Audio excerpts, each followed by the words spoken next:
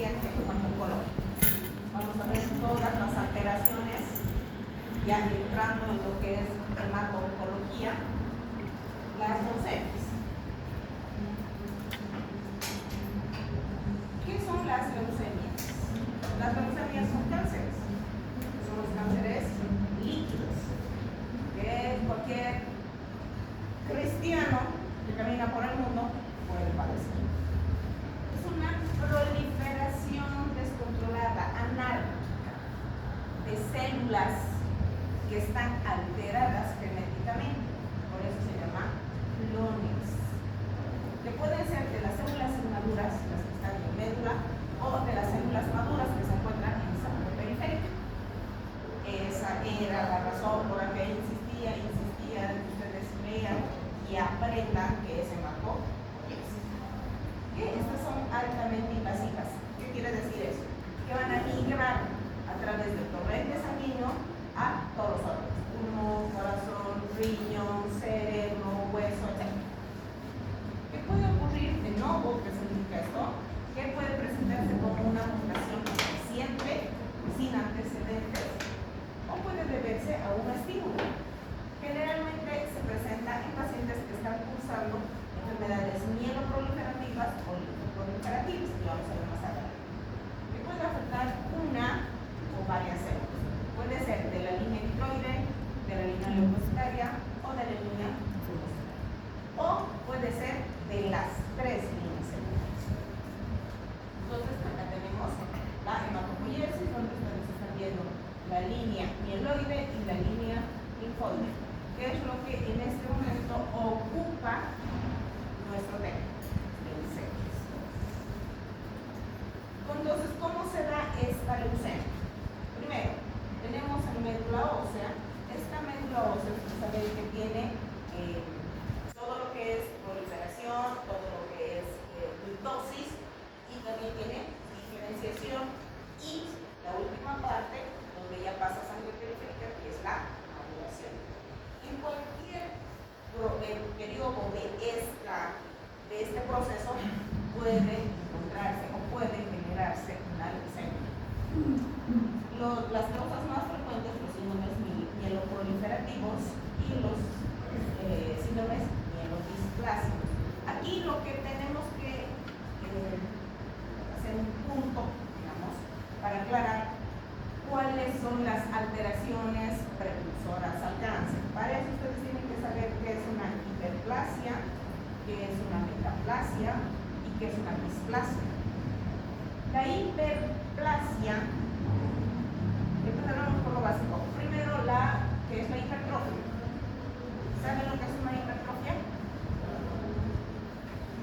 Es el aumento del número de las células. Aquí me tengo una cosa. Un poco aquí para hacer. Ustedes saben que un epitelio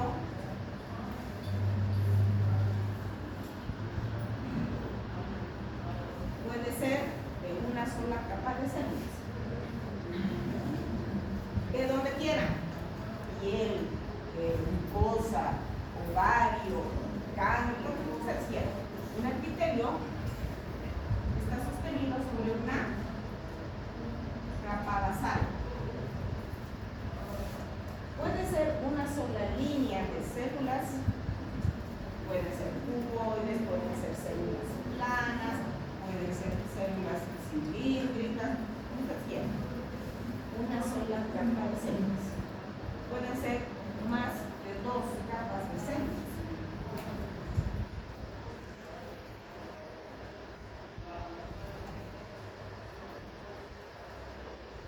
Más de 2 capas de células. Esta es una capa cilíndrica. Esta es una pseudoestratificada. Entonces, cuando nosotros hablamos de una hiperplasia, hipertrofia, hipertrofia es el aumento del número de células de la capa basal. Cuando ustedes hacen ejercicio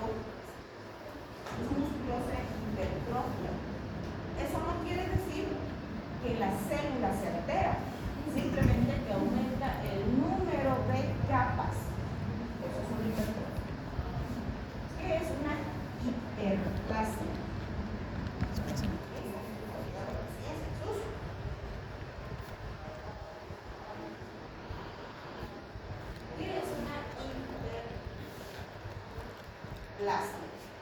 La hiperplasia es alteración en la morfología de estas células. Ya no son cúbicas, son índices, pero su contenido genético sigue siendo normal.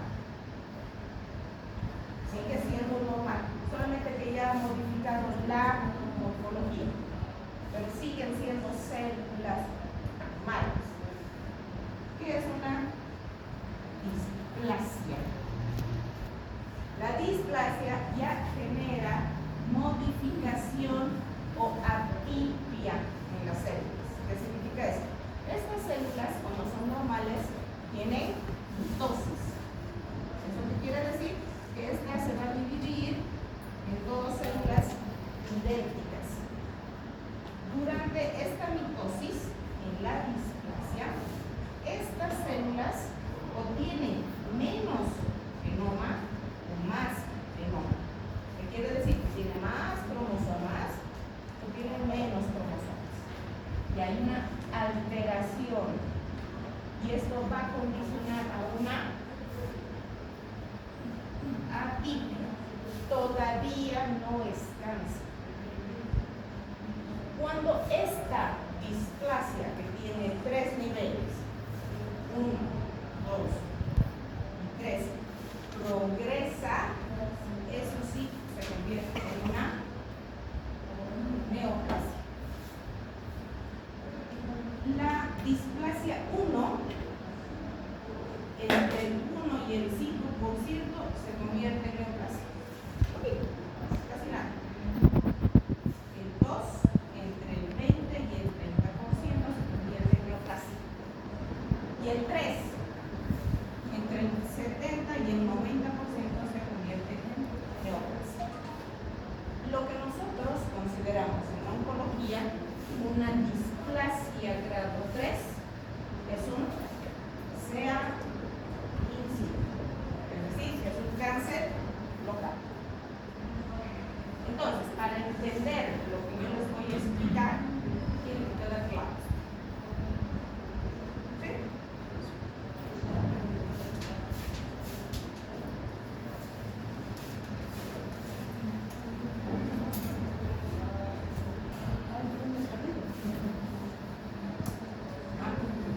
Entonces, los síndromes mieloproliferativos son displasias. Los síndromes mielodisplásicos ya son neoplasias in situ. Entonces, para eso les he explicado qué es una hiperplasia, una hipertrofia y una displasia. Estos ya son considerados tumores. Estos son considerados todavía una fase de transformación, que no son neoplasias. Entonces, los síndromes mielodisplásicos ya son cánceres in situ. ¿Cómo diagnostico una leucemia in situ? No existe. No existe la manera, salvo que tengan antecedentes familiares, madre, padre, hermanos con leucemia, que sí, un mielodisplásico lo puedo diagnosticar. Si no, no lo diagnostico. Entonces, ¿cuál es la genética de las leucemias? Primero, factores ambientales que se unen con los factores genéticos. Los factores ambientales, todo a lo que estamos expuestos. El aire que respiramos contaminado, el agua que consumimos contaminado, alimentos genéticamente modificados, con herbicidas, pesticidas, con abonos derivados petroquímicos, contaminación acústica, contaminación, el estrés. Todas esas cosas se juntan. La radiación ultravioleta, la radiación ultravioleta, todas esas cosas se juntan con factores predisponentes, personas que tengan antecedentes familiares de alguna neoplasia. Hay tumores que son heredados de generación en generación. las leucemias, hay otros tumores que no se heredan, pero que elevan el riesgo de padecer un cáncer del pulmón, cáncer del páncreas, cáncer de ovario. Entonces, son ambiente y genética que se unen. ¿Para qué? Para hacer un cambio celular. Cambio en la estructura, en la morfología y el contenido genético de las células. Que pueden ser por oncogenes, que vamos a hablar más adelante, o pueden ser por deleciones, es decir, alteraciones por mutación, deleción, translocación, como vamos a ver más adelante. Y esto son células genéticamente diferentes, genéticamente alteradas. Y cuando la célula se altera, ustedes saben que tiene la capacidad de autorrepararse. Pero cuando ya no puede autorrepararse porque tiene muchas mutaciones, entra en apoptosis. Estas células pierden esa capacidad de autodestruirse y comienzan a proliferar de esa manera alternas. Esa es una preleucemia. Cuando ya tengo la genética alterada, pero no tengo clínica, no tengo cómo hacer diagnóstico. Luego, vamos a ver la evolución de la célula. La célula va a ir evolucionando, pero alterada, ya no una célula. Y finalmente, me va a aparecer la filius, con la que yo voy a sospechar y recién voy a ser mí. Entonces, aquí está lo que les decía, la hematopoiesis, que es tan importante que ustedes sepan, porque donde se encuentra la alteración es que me va a determinar qué tipo de leucemia es. Entonces, las células hematopoieticas en médula se transforman en células neoplásicas, células cancerígenas. Una neoplasia, aquí un otro punto, una neoplasia puede ser benigna o cáncer. No hay más. No es tal vez un cáncer benigno y un cáncer no. Neoplasia benigna y cáncer. No hay más. Entonces, se transforman y se convierten en un cáncer. Existen dos tipos de leucemias. Las agudas, que se van a presentar en la médula, en cualquier fase de diferenciación medular, en cualquier línea, blancos, rojos o plaquetas. Y las crónicas se van a presentar en las células maduras. ¿Qué sucede con la alteración a nivel medular? Son las de peor pronóstico porque son células indiferenciadas. No tienen una característica específica que nosotros podamos rastrear para atacar a esa célula. En cambio, las maduras sabemos qué tipo de célula es. Y tenemos receptores de superficie con los que nosotros podemos jugar. ¿Para qué? Para conseguir fármacos que vayan a destruir solo las células afectadas y no destruir las células sanas. Son las de mejor pronóstico. Y en algunas circunstancias podemos incluso ofrecer curación. Leucemias agudas pueden ser linfoblásticas o mieloblásticas.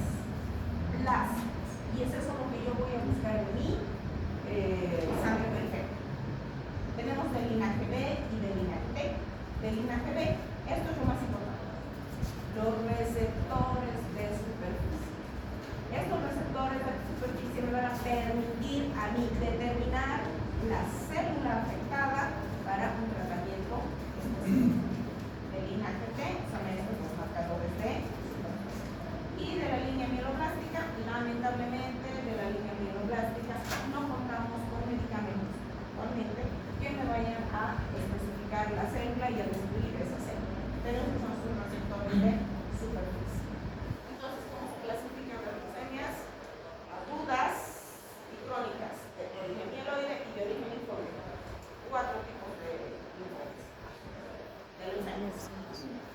Uno, no vamos a ingresar en más detalle, porque les voy a mostrar cómo se clasifican las leucemias de acuerdo a la FAO, que es bien complicado.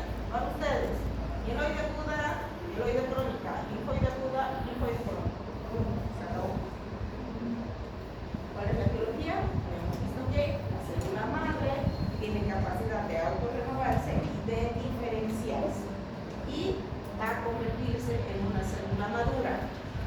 en alguna parte de todo este proceso hay un cambio de la célula y va a haber una réplica anárquica, una réplica descontrolada de células normales, convertidas en células.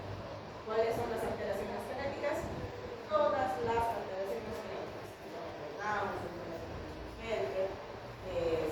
Carne, trisonías, todas esas alteraciones que nosotros vemos, no con tanta frecuencia, pero relativamente frecuente, van a condicionar, es decir, esas personas que van a padecer estas alteraciones cromosómicas van a hacer una leucemia en algún momento. Cuando hay un defecto en la reparación del ADN, por ejemplo, una anemia de Fanconi o el síndrome de Bloom, van a condicionar a la aparición de una leucemia a la larga. Y las alteraciones adquiridas, que lo que les decía es el medio ambiente que nos rodea. Radiación, el piso, las paredes, ambientes cerrados. Ustedes dejan cerrado su cuarto 24 y 48 horas y entra, tiene un olor especial. Eso es radiación. Eso emite radiación. El piso, el cemento, la piedra, el piso, el sol, todas estas todos estos materiales emiten radiación. Y nosotros absorbemos la radiación, no la eliminamos. Nuestro cuerpo absorbe esa radiación, pero nuestro cuerpo es tan perfecto, una máquina tan perfecta que le permite a cada célula poder repararse. Pero llega un punto en el que ya no se puede reparar. Y ahí aparecen los cánceres. La exposición al benceno, quimioterápicos, pacientes que están haciendo tratamiento por cualquier causa, hacen radioterapia, por ejemplo, los tumores hipoficiales, los tumores benignos hipoficiales, si no pueden ser operados, tienen que ir a radioterapia. Entonces, ese paciente que ya ha sido sometido a radioterapia va a ser en algún momento una emergencia. Líquidos de embalsamamiento, todos aquellos que trabajan con la funeraria, ellos son, y si no utilizan mecanismos de protección, pues están listos para la forma. Óxido de etileno, la gasolina, pesticidas, herbicidas, consumo materno de alcohol y el tabaco son condicionantes para mutaciones. Factores de riesgo hereditarios, lo que les decía, ascendencia, anormalidades cromosómicas, síndrome de Down, ambientales, infecciosas, virus y bacterias. El virus relacionado con los linfomas, las leucemias, es el virus de presentar y es el que ocasiona la mononucleosis. Y este virus, una vez que ingresa en nuestro organismo por vía aérea, que es una enfermedad propia de los niños, cuando se va a alojar a los ganglios linfáticos, a la larga va a ser un linfoma o una el Helicobacter pylori, que nosotros preferimos alimentos sucios, podemos contagiarnos una y otra vez. Todas las veces contagiados, todas las veces que tenemos que hacer tratamiento. Induce al cáncer de estómago. El virus del HPV, virus del papiloma humano, cáncer de útero, cáncer de útero. Entonces, todos estos gérmenes son inductores de cáncer. Pesticidas, todos los que existen. Químicos, todos. Estos enanos, escombro, tienen, comen dulcecitos, no comen proteínas, es donde ellos van a adquirir las vitaminas necesarias. Ustedes han visto que no hay hierro, no hay ácido fólico, no hay B12, una anemia a la larga, una carencia de vitaminas a la larga va a condicionar la aparición de las anemias. Y una anemia crónica que es sinónimo de neoplasia. Y alteraciones metabólicas, esta glándula que nosotros y controla todo el sistema hormonal del organismo. Una alteración de esta nos altera todo el metabolismo del organismo. No se absorbe el hierro, no puede disponer de hierro ni por reciclaje, entonces es todo un sistema. ¿Cuál es la patología? Nosotros tenemos cromosomas, ustedes saben, cromosomas, y estos cromosomas tienen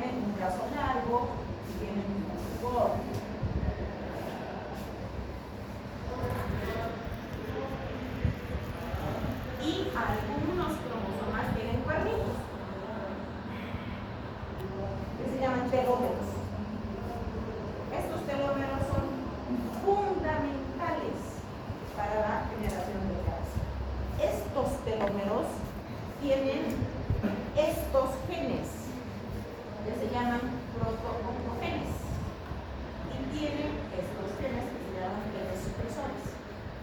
Estos oncogenes son los que van a dar origen a los diversos tumores, todos los tumores. Y estos genes supresores son los que van a mantener a raya a los proto-oncogenes.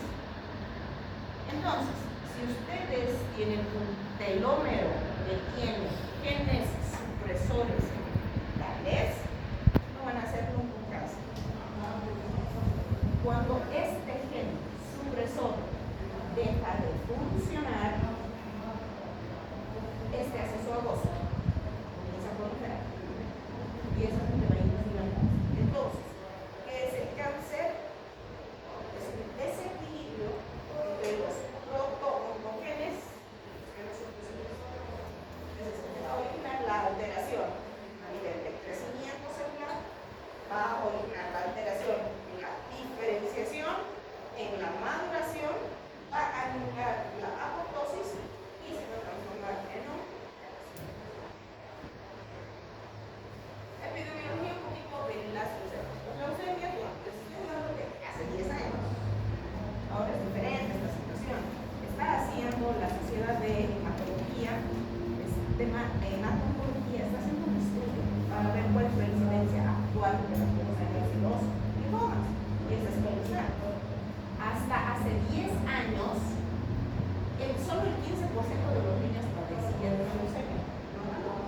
Todos los días se diagnostica una leucemia en todos los niños. Entre 10 y 15 años, el 30% ya no tiene, digamos, un rango etario. Ataca quien tiene que atacar y depende de las condiciones en las que vive esa persona para adquirir la patología. Y los adultos entre el 80 y 90%. ¿Por qué?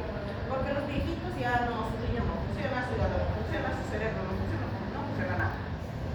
Porque eso es lo que normalmente sucede con el ser humano. Llega a una edad en la que todo comienza a funcionar. Entonces son los más propensos a ser tumores. La mediana de diagnóstico es entre 60 y 65 años, pero esto ya está cambiando. Hoy en día ya ha cambiado. Se decía que la incidencia era de 3.7 habitantes, es decir, 4 habitantes cada 100.000 personas en un lugar. Ahora ya personas mayores, hombres son los que tienen mayor riesgo, raza blanca, judíos de Europa y ciudades industrializadas. ¿Por qué? Con la contaminación del la fisiopatología. Se genera la mutación y la proliferación descontrolada de las células plásticas, es decir, de los plastos, comienza en forma anárquica. Eso nos va a llevar a nosotros a ver en nuestros estudios, tanto de sangre periférica como de médula ósea, los plastos anormales de la línea viroide o de la línea. Va a haber una disminución en la producción de células normales de la médula ósea, van a ser reemplazadas las células normales por estas células alteradas. Esto va a condicionar la anemia, trombocitopenia y neutropenia. Las leucemias agudas, penias. Todo es penia, trombocitopenia, leucopenia y anemia. Y estas van a ocasionar infiltración a otros órganos. Nosotros todos tenemos órganos actuarios, que son sitios donde difícilmente penetran los tumores, los antibióticos y la mayor parte de los medicamentos, sistema nervioso central, articulaciones, ovarios, testículos principalmente. Estas leucemias ingresan a los sitios actuarios sin ningún problema. Y tratar estos lugares bien. Ojo, es otros sitios actuales. ¿Cuál es la diferencia entre las leucemias agudas y crónicas? Son totalmente diferentes y uno se puede dar cuenta solo observando y analizando. En las leucemias agudas el tiempo de evolución es corto. El paciente cursa con una sintomatología florida en menos de 6 meses. Principalmente el compromiso hemodinámico. Paciente anémico, aminámico, está con hiporexia, incluso pueden ver pacientes caquéticos. A eso se llama compromiso hemodinámico. Paciente con anemia de instalación súbita. Síndrome purpúrico. El paciente está con sus petequias, con sus hematomas, con sus púrpuras, que es sinónimo de hemorragia cutánea. Síndromes infiltrativos. El paciente viene con dolores articulares, principalmente dolores óseos, o con alteraciones a nivel del sistema nervioso central, mareos, tinnitus, pérdida de la memoria, trastornos cognitivos y síntomas infecciosos. Hacen infecciones a repetición. Hacen infección del sistema respiratorio, del sistema, principalmente del sistema urinario o del sistema digestivo. A repetición, todo el tiempo, todo el tiempo. ¿Por qué? Porque su sistema inmunológico está deprimido. No tiene defensas, tiene leucopenia. Y en su laboratorio vamos a encontrar células inmaduras, las sangre periférica. Por eso tienen que prestar atención a su sangre periférica. Su hemograma está reportado su sangre periférica. Van a encontrar una LDH elevada, por obvias razones, porque hay una destrucción. Estos pacientes hacen síndrome de lisis tumoral. El tumor ya formado comienza a destruirse en su interior y se necrosa. Por eso su LDH está elevado. Y van a tener evidentemente alteraciones hepáticas. En cambio, en las crónicas, su tiempo es mayor a 6 meses, una clínica insípida, una clínica muy solapada, síntomas vagos, a veces es un hallazgo casual, casi no tiene nada, hemodinámicamente está tranquilo, está estable, ni siquiera tiene anemia, pero sí pueden encontrar un síndrome médico muy leve, que no necesita, digamos, tratamiento muy importante. Y si ustedes encuentran al paciente con un síndrome infiltrativo, eso ya el pronóstico ya está. De todas maneras, los crónicos son de mejor pronóstico que los agudos. Y finalmente en mi laboratorio voy a encontrar células maduras, alteradas y mi LDH por obvias razones. Vamos a hablar un poquito de las leucemias agudas. Como les decía, muchas veces el paciente viene por esto. Hematomas, dolor óseo, compromiso general, pacientes que están con anemia de larga data, otras veces su paciente está anémico, aminámico, entonces tienen que investigar. Como esto se llama moradito, porque será. No, tienen que investigar. Yo les decía, las leucemias se clasifican según la FAO en N cantidad, N, porque se clasifica por fenotipo. No los voy a poner a ustedes esa clasificación, les voy a poner el de vamos. Las leucemias de la línea linfoide se clasifican en 3. L1, L2, L3, nada más. La L1 es el 85% de los casos. Y es la que tiene mejor pronóstico. Gracias a Dios. La L2 es del 15% y se presenta más en adultos. Y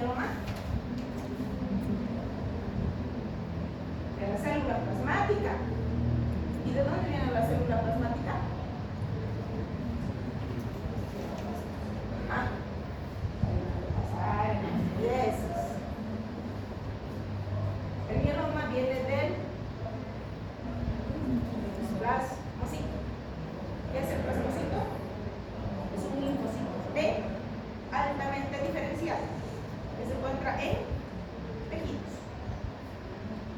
El M2, mieloma agudo con diferenciación. El M3 es el 4%, promielocítica aguda. Vamos a ir a buscar al promielocito. La M4, al mielocítico agudo. Vamos a ir a buscar al mielocito. El M5, monocítica aguda. Vamos a ir al monocito. La M6, la eritrocítica aguda. Vamos a ir a buscar la línea eritrocitaria. Y el M7, que es la leucemia megaperiplástica. ¿Qué voy a rastrear? Mi plaqueta en diferenciado. Entonces, tiene cada una célula distinta, y es más complicado. Esta es la clasificación inmunofenotípica de las leucemias.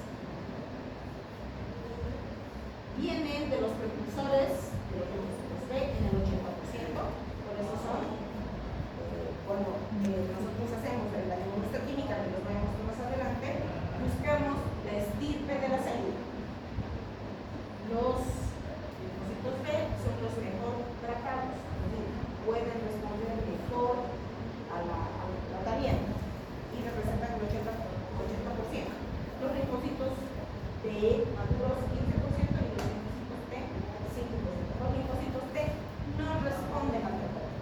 Hagan lo que hagan, son los peor pronóstico. ¿Qué vamos a hacer nosotros para determinar qué está sucediendo con el paciente en laboratorio? Ustedes como médicos generales son los primeros en ver sus laboratorios. ¿Qué van a buscar? Anemia, trombocitopenia, leucopenia, en el 15-20%, una leucocitosis en el 25%, y aquí ustedes tienen que hacer diagnóstico diferencial con la reacción leucemóvil. Ya lo hemos hablado. Si sus pacientes tienen leucocitosis, tienen que ir al recuento de los leucocitos. Si tiene entre 10 y 25, es una leucocitosis que puede deberse a un infeccioso.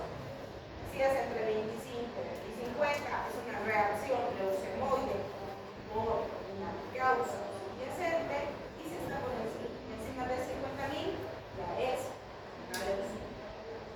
En eso habíamos quedado.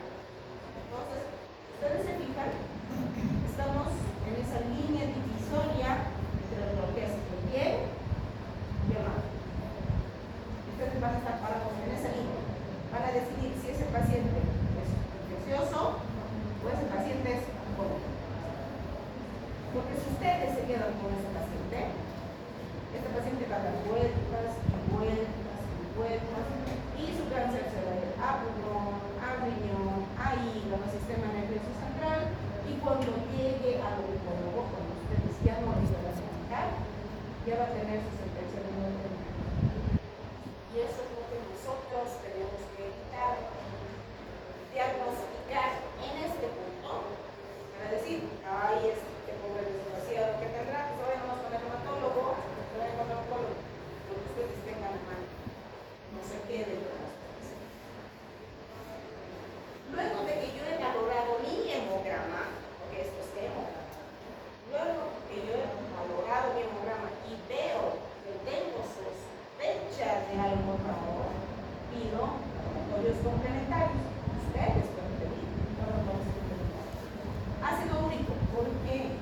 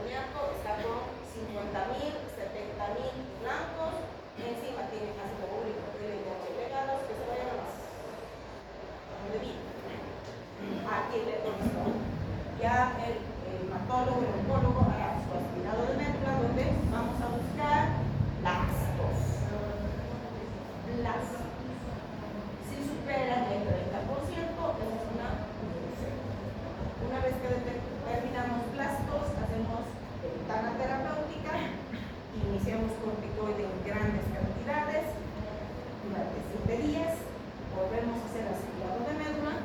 Si estos blastos han desaparecido, tiene comprobación. Si los blastos permanecen en médula ósea, mal. Tenemos que hacer punción lumbar, porque les he dicho, estas patologías ingresan a sitios actuales, el sistema nervioso central. ¿Y cómo lo diagnosticamos? A través del líquido cerebral. Punción lumbar y a determinar si tengo o no blastos. Si tengo blastos que superan el 5%, ya tiene un estadio 4, porque ya ha metastatizado. Y pues si yo estoy sospechando de que además mi paciente tiene dificultad respiratoria, está cianótico, pido placa de tórax para ver medias y las leucemias y los linfomas se caracterizan por tener masa mediastina.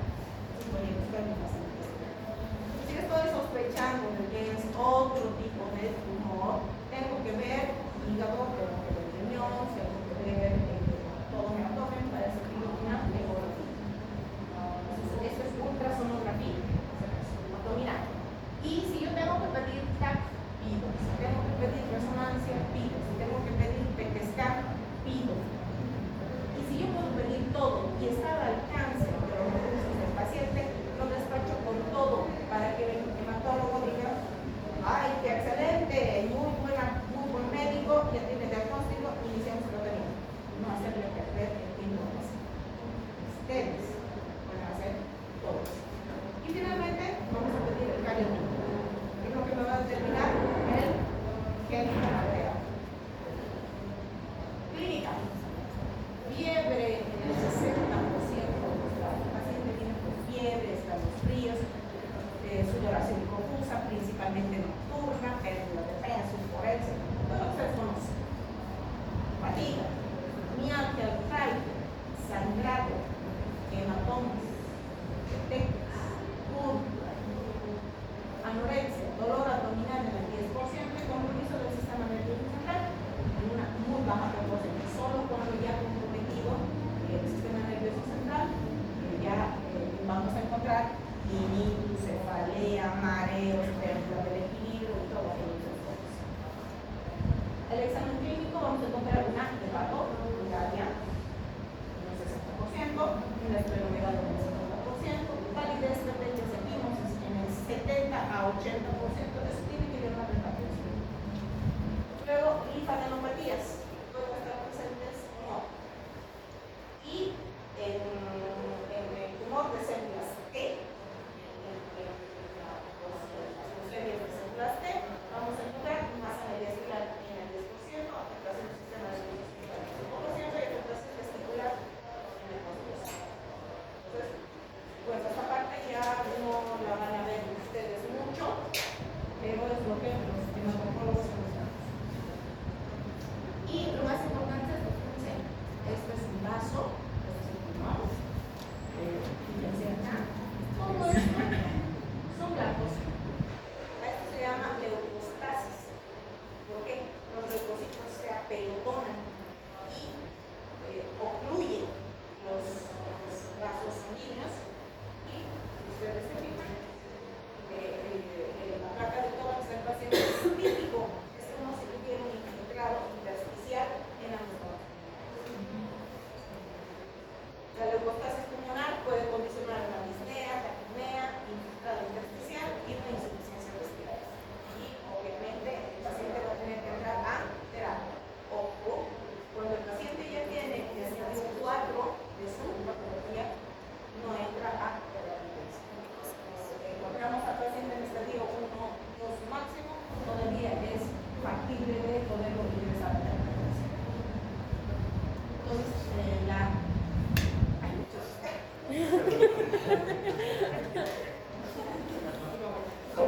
entonces aquí están los porcentajes que van a ver entre la LDA, que es la semiaguda, tiroide, y la hiloide.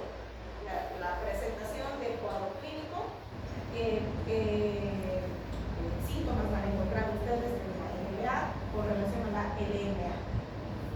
La infiltración, hepatoesplenomegalia, linfadenopatía,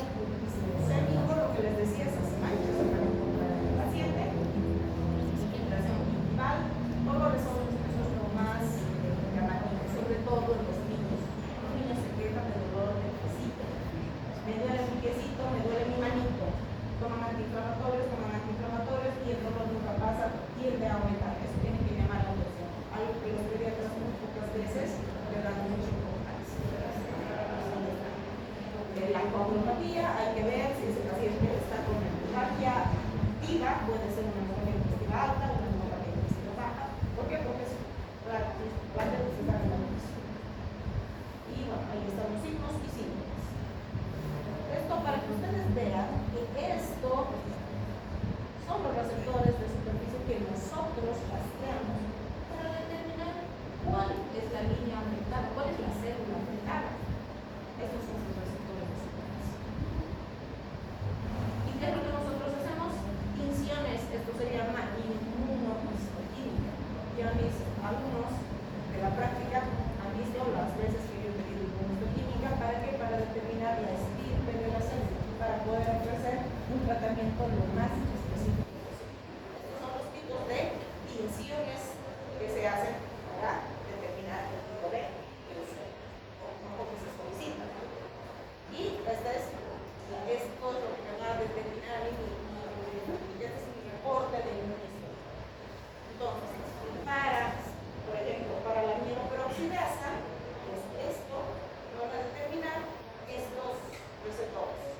Para la M1, M0, M1, hasta la M7, la M1, M2 y M3. Entonces, ahí yo tengo una lista de posibilidades de tratamiento de acuerdo a qué cosas me ha salido positivo mi inyección. Ahí está, para las leucemias mieloides adenófilas de la ¿no? El CD13, el mieloide, el CD33 mieloide, y ahí tienen los receptores de superficie, que son los que a nosotros nos van a permitir hacer los tratamientos. Y acá tenemos, esta es una biopsia. La biopsia viene reportada de esta manera. Neoplasia con patrón de crecimiento difuso y células con citoplasma mal definido. Y núcleo grande, redondo, global, cromatina vacularda y núcleo prominente. Conclusión, célula indiferenciada. No me dice nada. Entonces, mi inmunohistoquímica me determina el resultado de superficie. Y me dice, es un promielocítico, es una eritroleucemia, es una leucemia de células peludas, dependiendo de lo que me tiña en mi inmunohistoquímica, de lo que me salga a mí en mi inmunohistoquímica. Y una vez determinado el tipo de leucemia, hacemos tratamiento. Les decía, hay una ventana terapéutica en la que yo hago mi diagnóstico por la presencia de blastos, que son 7 días. Se da corticoide estos 7 días con grandes cantidades. A esto se llama inducción. Concluyo los 7 días de tratamiento, vuelvo a hacer mi aspirado de médula y busco blastos. No encuentro blastos. La tasa de curación es del 75%. Si encuentro blastos, mi tasa de curación es 100%. Luego, si durante los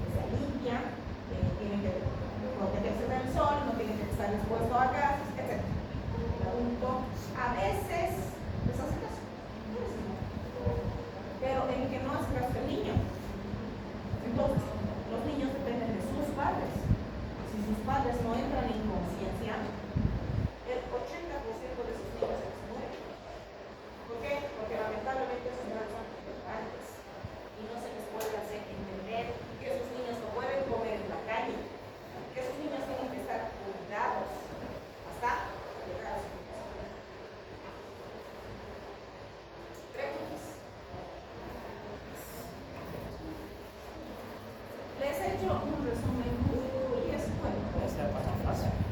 Bien escueto. Lo más importante. Leucemias crónicas. A diferencia de las agudas, solo hay dos crónicas.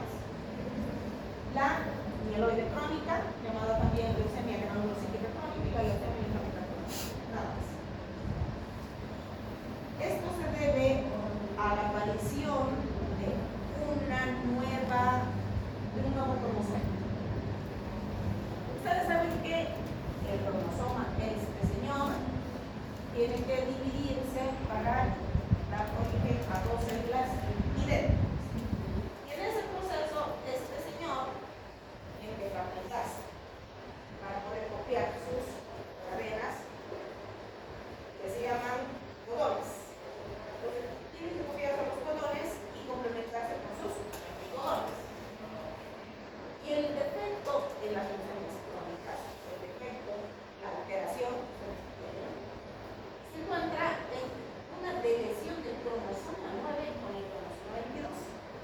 Son dos genes que cuando se parten, se rompen, se disgregan para dividirse, que es el gen ABL y el gen BCR, cuando tienen que volver a formarse el cromosoma, ocupan otro lugar. Y se van a formar un nuevo cromosoma, dando origen a un nuevo gen. Este gen se llama BCR-ABL. Así se llama. Porque el BCR se encuentra en el cromosoma 22 y el ABL en el 9. Al juntarse, van a formar el cromosoma Filadelfia. El cromosoma Filadelfia se caracteriza por la presencia de este gen, BCR-ABL. Y este gen va a hacer que se produzca una proteína que se llama tirosinquinasa. Esta tirosinquinasa lo que hace es estimular la proliferación anárquica de las células celulares. Y como no nos podemos deshacer de esto, tenemos que ir a buscar terapias que te vayan a bloquear la función de este gen. A veces se puede, a veces no. Entonces, ustedes se fijan que este es el cromosoma y cada una de estas rayitas es un gen que tiene una función específica. Esos genes tienen que partirse y duplicarse. ¿Para qué? Para que esa misma carga genética pase a la siguiente generación de células. Características: proliferación de la serie granulocítica, leucocitosis, serie eritrocitaria, eritrocitosis, plaquetaria, trombocitosis, por lo tanto una pañuelosis. A diferencia de las agudas, grampenias, estas son citosis. Están por encima, porque hay una réplica descontrolada de las células. Evolución natural. Ay, esto es un horror de cabeza. Tiene una evolución trifásica, 3 fases. La primera fase, inicial o crónica, es muy fácil de controlar si la agarramos ahí, que es en el 0.1% de los casos, porque nadie le da bola. Y cuando van al médico, el médico ve, debe tener una infección, le chantan el antibiótico y le tienen dando vueltas y vueltas y vueltas y vueltas. La fase de aceleración,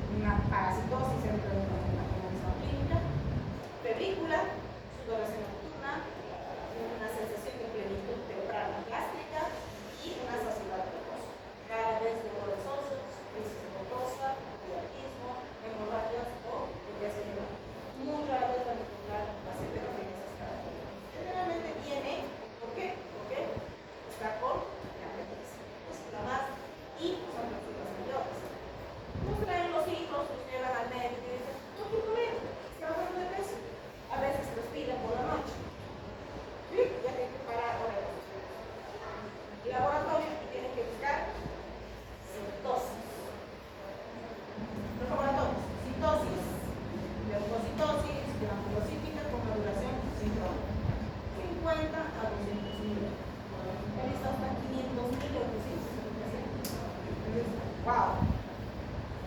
No me lo voy a dar antibiótico eso. Tienen que derivar ustedes al hematólogo o al oncólogo. Sin anemia ni trombocitopenia, más bien usa con psicosis. Entonces, penias agudas, citosis crónicas. La fase de aceleración, principalmente vamos a encontrar síntomas inespecíficos con relación al tamaño de vasos. En el laboratorio vamos a ver un incremento progresivo de los leucocitos. ¿Qué vamos a ver? Una anemia leve o vamos a ver una trombocitopenia leve. ¿Y ustedes van a decir? No pasa nada.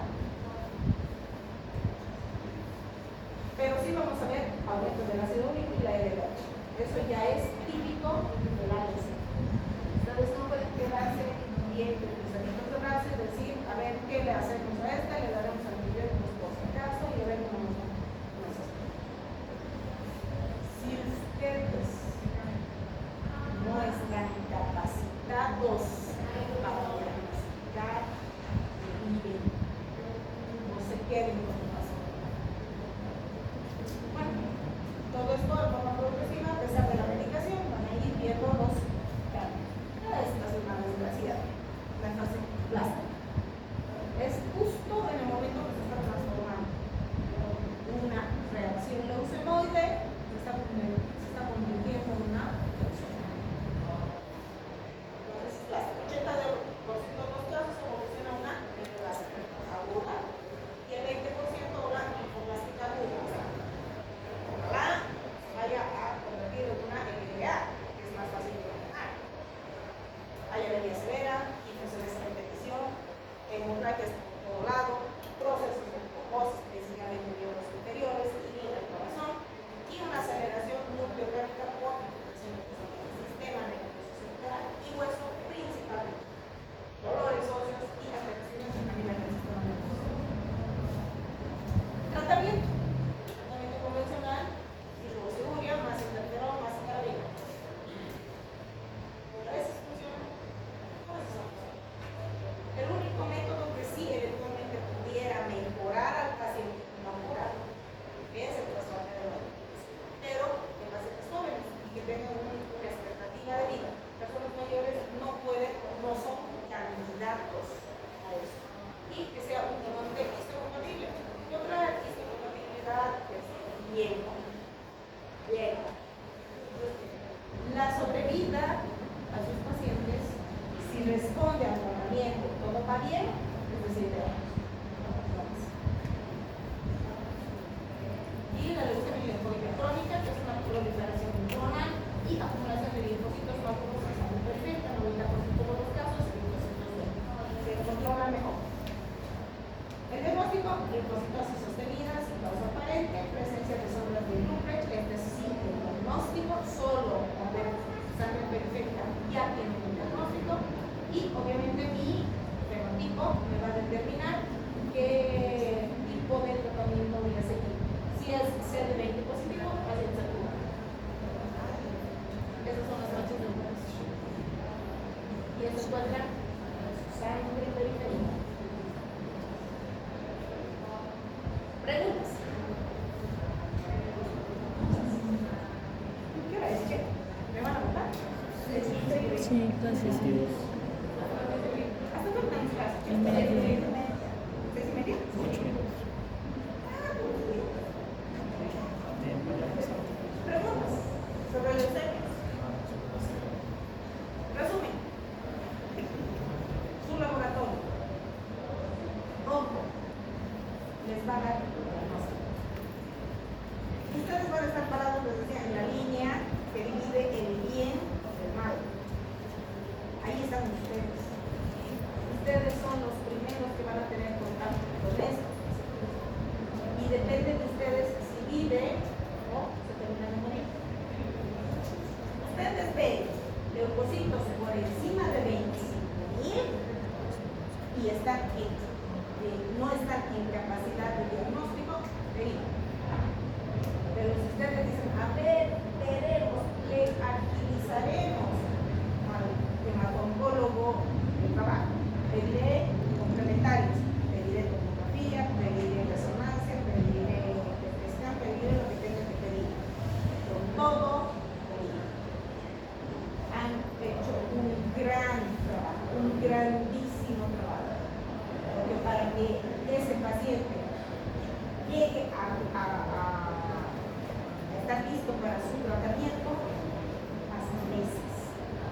esos meses son vitales para la especie.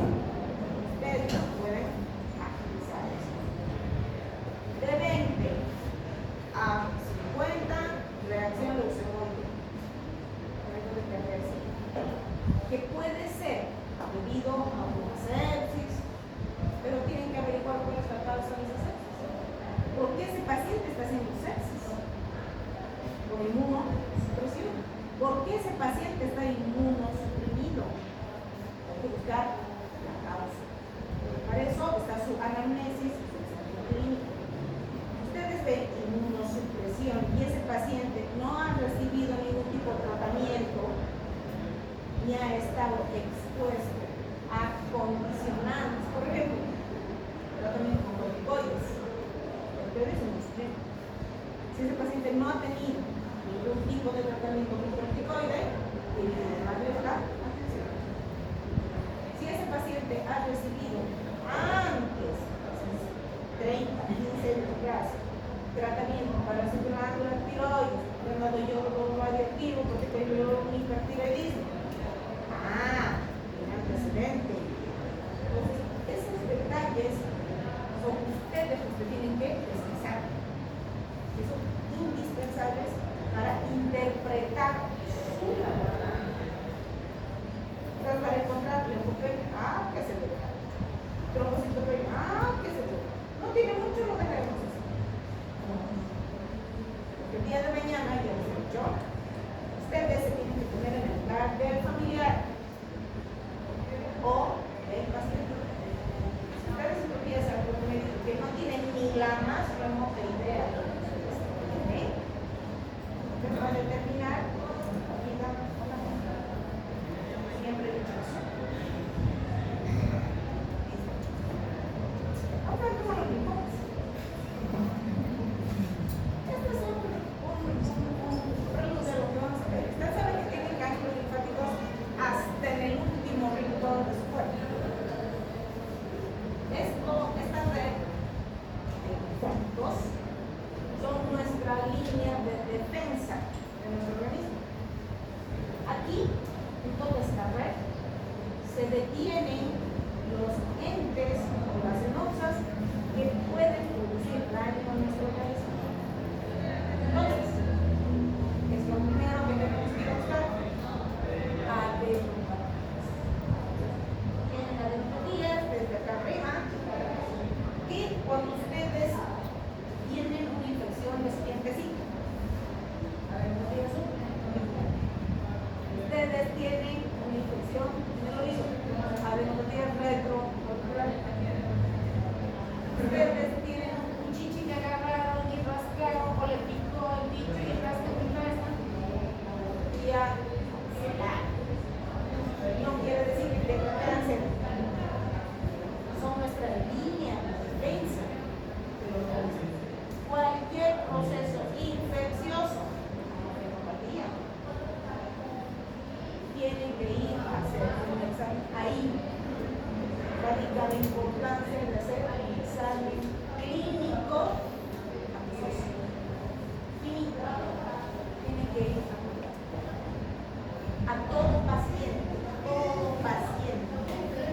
Ustedes vean, por muy arañazo que venga para que ustedes revisen, hagan un examen clínico. ¿Para qué?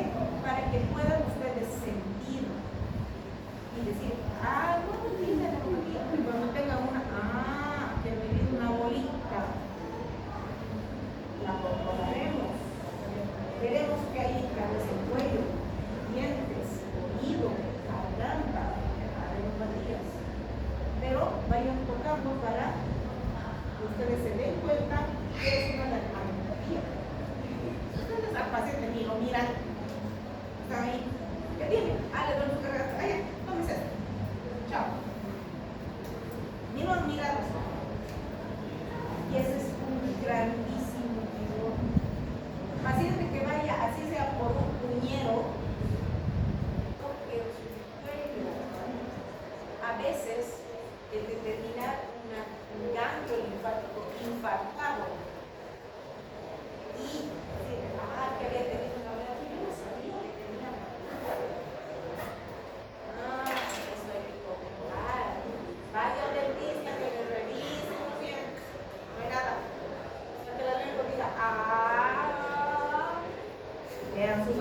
carne.